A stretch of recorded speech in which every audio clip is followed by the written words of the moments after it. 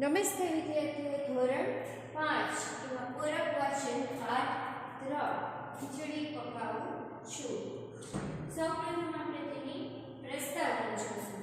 તો કે પાઠની શરૂઆત થાય છે કે ખીચડી પકાવું છું એટલે કે ખીચડી પકવે છે.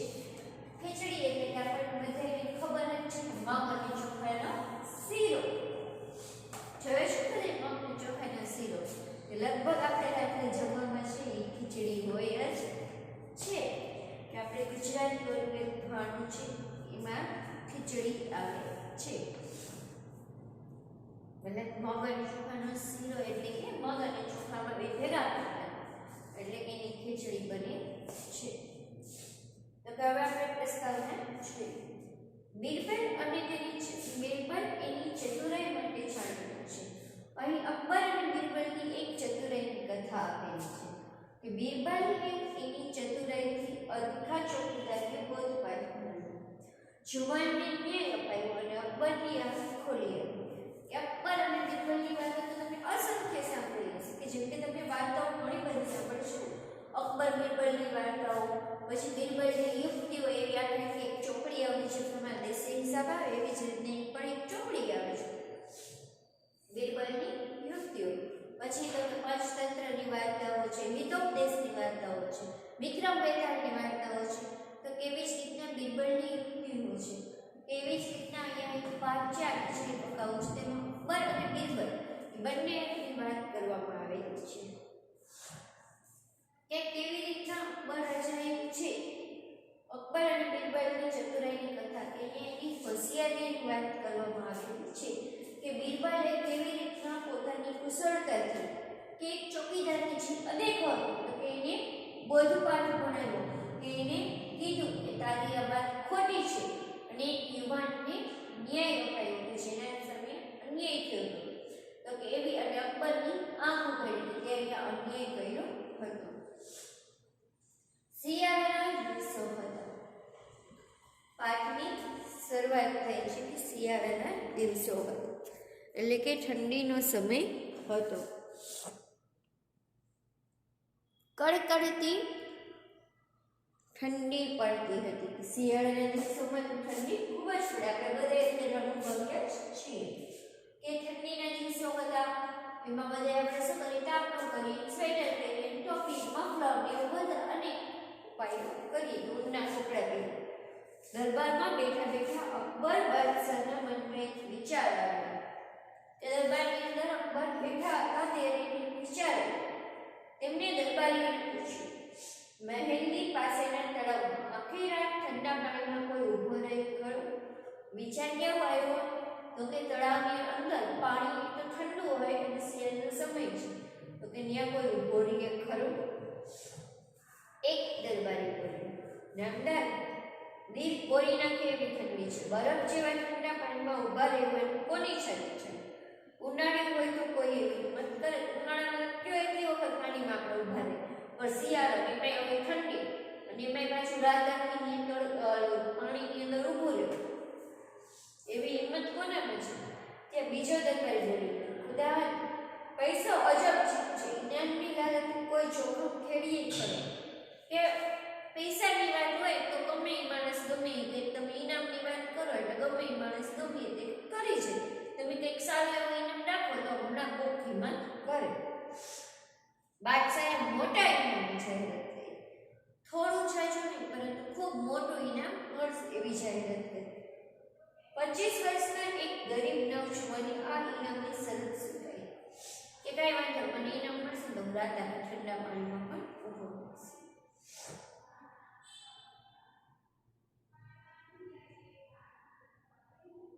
આદિ બાદશાહે તળાવની ચારે બાજુ કડક ચોકી પહેરવો થયો. નવજુવાન આખી રાત ઠંડા પાણીમાં ઊભો રહ્યો. કાજી યુવાન હતો તો એ પોતે આખી રાત ઠંડા પાણીમાં ઊભો પડ્યો. એને શરતે સ્વીકારી એટલે રાજાએ સામે ચોકી પહેરવો વધાર્યો અને પછી તો કે પોતે આખી રાત ઊભો પણ રહ્યો. સવારમાં બાદશાહે તળાવ પાસે આવીને જોયું તો નવજુવાન પાણીમાં ઊભો ઊભો પ્રાર્થના કરતો હતો. બાદશાહ તેને શાબાશી આપવા જતા ત્યાં એક અદેખો ચોકીદાર, હજુર, રાત્રે મેં તાપતો જોયો હતો એમ કે છે ત્યાં એક ચોકીદાર કે જે પહેલેદાર એને રાખ્યા ને તળાવની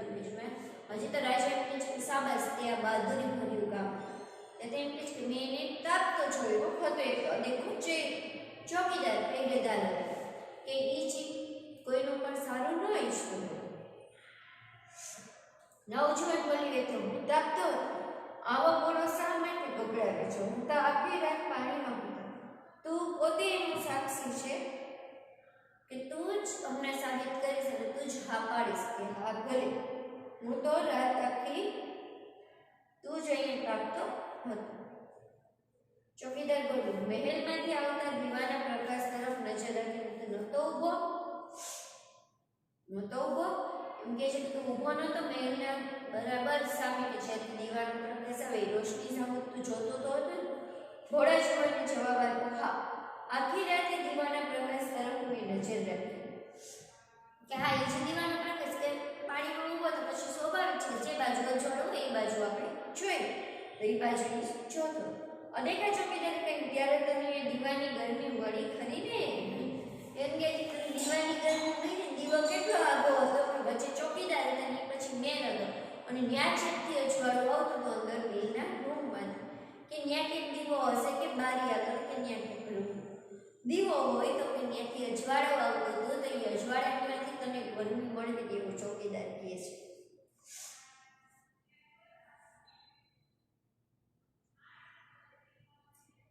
એ ગરમી મળી તેથી તું જીવતો રહ્યો હજુર આ માણસ ઇનામની લાયક નથી આવું કોને ચોકીદારે કીધું કે આને તમે ઇનામ આપો નહીં નવજુવાનને ઇનામ આપ્યા વિના બાદશાહ ત્યાંથી ચાલી ગયા એમના રાજાને વિશ્વાસ હતો કાંઈ વાત સાચી છે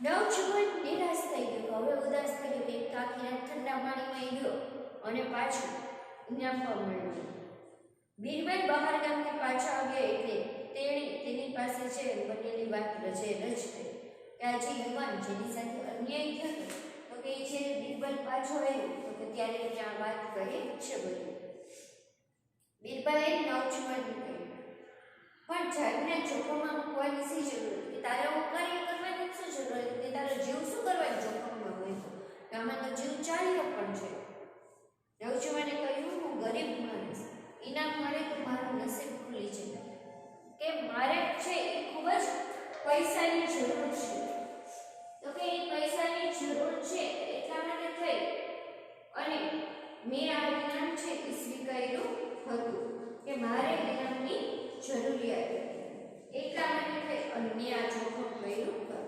બીરબલ તેને ધીરજ રાખવાની પણ વિદાય કરી કે તે કઈ વાંધો નથી શાંતિ રાખ તારું બધું સારું થઈ જશે બીરબલ બહાર ગામથી પાછો આવ્યો એવી બાદશાહને ખબર પડી કે બાદશાહ જાણે તેણે તરત જ બીરબલને બોલાવવા માટે સિપાહીઓ મોકલ્યો કે સિપાહીને બોલાવવા માટે જાતે બીરબલને તેડ્યો સિપાહીએ બીરબલને ઘરે જઈ નોકરને બાદશાહનો સંદેશ મોકલ્યો બીરબલે કહેવાયું અત્યારે હું ખીચડી પકાવું છું એ તૈયાર થાય કે ખાઈને તરત બાદશાહ પાસે આવે કે સામે જવાબ શું મોકલ્યો બીરબલે કે એને આ વાતની ખબર હતી કે જે જુવાનની સાથે અન્યાય થયો હતો તો કે એને શું કીધું તો કે હું છે અત્યારે ખીચડી પકાવું છું એટલે જ્યારે તૈયાર થઈ જાય પછી હું જમી લઈશ અને ત્યારે હું આવીશ ને તરત કલાક પછી સિપાહી પાછો આવ્યો એટલે વળી બીરબલ બહાર આવ્યો અને તે જ સંદેશો મોકલાયો વળી કલાકો વીત્યા પણ બીરબલ જણાયું નહીં એટલે બાદશાહ અધીરા થયા તેઓ મનમાં બોલ્યા આ તે કેવી ખીચડી કે 2 કલાક પર ચડીને ચાલ જઈને જોતો ખરો એટલે હવે અકબરની ઈચ્છા થઈ છે કે ચાલ આ બીરબલ છે એ કેવી ખીચડી પકાવતો હશે આટલી બધી કલાક થઈ તો હજી ખીચડી પાકી નહીં બાદશાહ પોતે બેચાર સરદારો અને સિપાહીઓ સાથે બીરબલને ત્યાં હવે બીરબલ પાસે છે બાદશાહ પોતે આવે છે બીરબલ ઉતાવળો બહાર આવ્યો તે બોલ્યો નામદાર કહો તો ભૂખ્યો આવ્યો તમને એમ કીધું હતું તમે કહેતા હો તો હું ભૂખ્યો આવત પણ તમારે અહીંયા કોઈ કષ્ટ લેવાની જરૂર ન હતી પણ ખીચડી હજી ચડી નથી ખાતરી થતી ન હોય તો ચાલો જાતે જો તમને વિશ્વાસ ન હોય તો તમે જાતે જોઈ શકો છો પરંતુ હજી સુધી ખીચડી પાકી નથી તો હું કેવી રીતે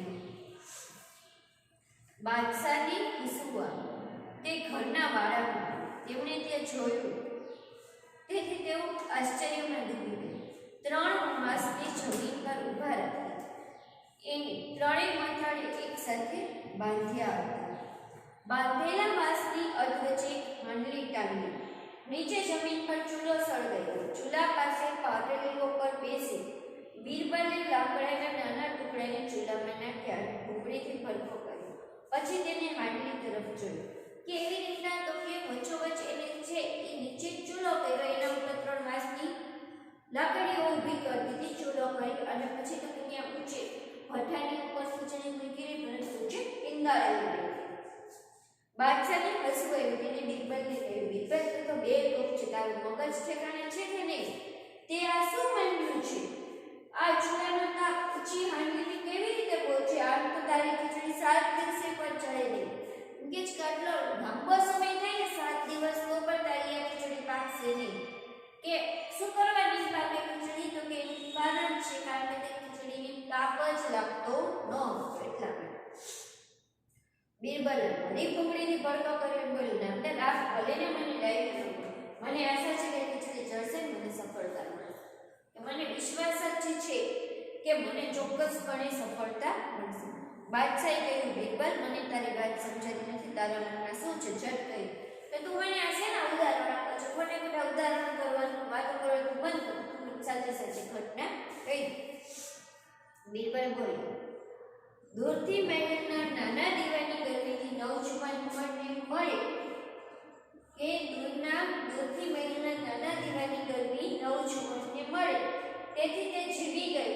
દીવો તો દૂર હતો, પણ આ ચૂલાની હાંડલી તો હજી નથી છે કે મારી ખીચડી જણ રંધાશે. ઇંગે છે કે તમે જીવવાની શરત કોઈ કે તેનો યુવાનની સાથે તમે અન્યાય કર્યો. પછી બીરબલે અદેખા સિપાઈ તરફ જોયું. આને પૂછો, એ જરૂર કહેશે ખીચડી રંધાશે. કે જે ચોકીદાર બોલ્યો તો કે ના, એને દીવાની ગરમી હતી એટલા માટે થઈને જીવતો રહ્યો, એને ઠંડી લાગી નહીં. ખીચડી રંધાશે. હવે એવું સિપાહીની સામે કટાક્ષ બન્યું છે. બીરબલે અદેખા સિપાહીનું મુખ પડી ગયું. તે નીચું માથું કરી ઊભો રહ્યો. બાદશાહે બીજા દિવસે સિપાહીને કહ્યું, પહેલા નવજુવાનને મહેલમાં આવવાનું કહી આપ, અને તને જે કહે છે તારું ઇનામ મળશે. એ જે કીધું તે પ્રમાણે તમને ઇનામ મળશે. બીરબલે એ સરસ મજાનું ખીચડીનું ઉદાહરણ આપ્યું. રાજાને આખી વાત સમજાવી દીધી કે અદેખો ચોર હતો, અદેખો સિપાઈ હતો, એવું યુવાન ન હતો. કે યુવાન ખરેખર ઇનામની લાયક જ હતો. અહીંનો આપણો આ પાઠ ખીચડી પકાવવું જોઈએ પાઠ પૂરો થઈ છે. એની શબ્દ સમજો. અદેખો બીજાની સારી સ્થિતિ દેખી ન ખમાતો દ્વેષ, નશીબ, ભાગ્ય, અધીરા, ઉતાવળ, ચૂલો નાંદવા માટે બળતણ ગોઠવવાથી તરત જગા ગોઠવો, ચૂલામાં ભૂંગળી તો કે ચૂલામાં અગ્નિ પેટવવા માટેની ફૂકડી, હાંડી, પૌડા મોરનું માટીનું વાસણ, બેકું, બેવકો, મૂળ, રુધિર દિલ કોરી નાખે એવું, સખત કે પુષ્કળ, છાતી ચાલવી, હિંમત હોવી, મોં પડી જવું, શરમિંદુ થઈ જવું, નીચું માથું કરવું, શરમથી નીચે જવું.